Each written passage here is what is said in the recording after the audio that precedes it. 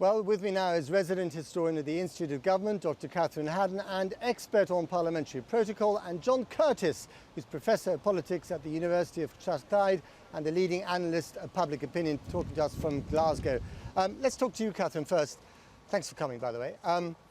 Is it a coup or is it just a massaging of the diary? I think it's somewhere between the two of those. Look, this is constitutionally, the Prime Minister is able to do this, and the Queen could not, in these circumstances, refuse him. And it's not unprecedented. It's not unprecedented either. Of course, we have at this every end of a parliamentary session to have prorogation, but also using prorogation in this way, that's certainly happened before. Politically, though, it's a very risky move and a very bold move in terms of the opposition that the government has now united together because of doing this. So do you think it may have backfired from them. And do you think the boldness of the government's move here is proportional to the thinness of their majority? That's difficult to judge. I mean, clearly you have a government now that is more willing to take these riskier manoeuvres. There's been a lot of talk over the whole of the summer about what they might try and do and the different manoeuvres that they do. There's still more talk today about even bolder things that they might do, of calling multiple bank holidays to try and get through the time between now and October the 31st. So I don't think this will be the last of those sort of risky, bold manoeuvres that the government So what takes. are the various options at the opposition's disposal now? Well, what we're all looking for is what happens next week when Parliament returns, and we think most likely is they'll try to bring some kind of legislation. First of all, try and get control of the parliamentary agenda, and then try to bring some kind of legislation. And given the mood of the Speaker today, I suspect that he will be very much on side of those MPs who are trying to take control again in the way that they did in the spring.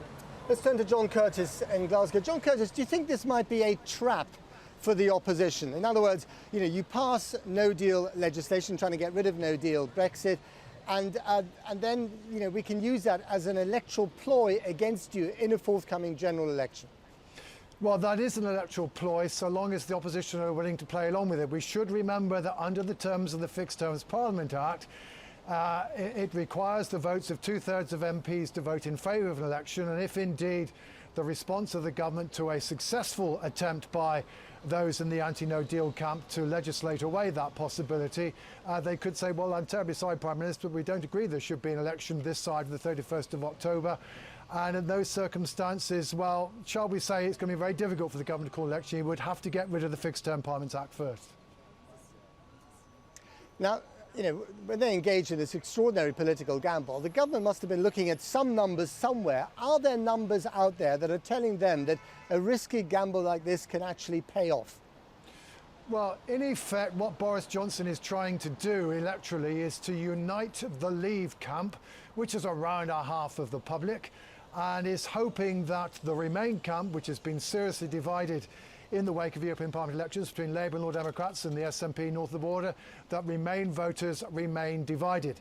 So far, he's had some success. Basically, since the end of May, support for the Brexit Party has gone down by around 5 or 6 points. Support for the Tories has gone up by 5 or 6 points. And essentially, what one has to remember is that those people who voted for the Brexit Party are indeed the one section of our electorate who are overwhelmingly in favour of leaving without a deal.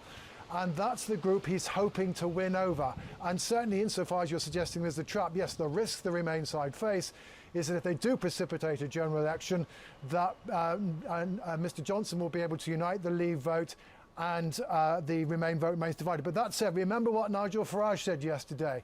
The condition for the Brexit Party to be willing to, as it were, not stand and not compete against Mr Johnson is that he leaves without a deal. Now, at the moment, that's not the government's position. One of the other things that I think we discovered today is that insofar as the Prime Minister is still minded to try and get a deal, he now sees the Council in mid-October as a suitable date. Quite a few of those Brexiteers who are applauding his manoeuvre today are also still saying, but getting rid of the Northern Ireland backstop would not be enough for us to vote for Mr Johnson's deal. Okay.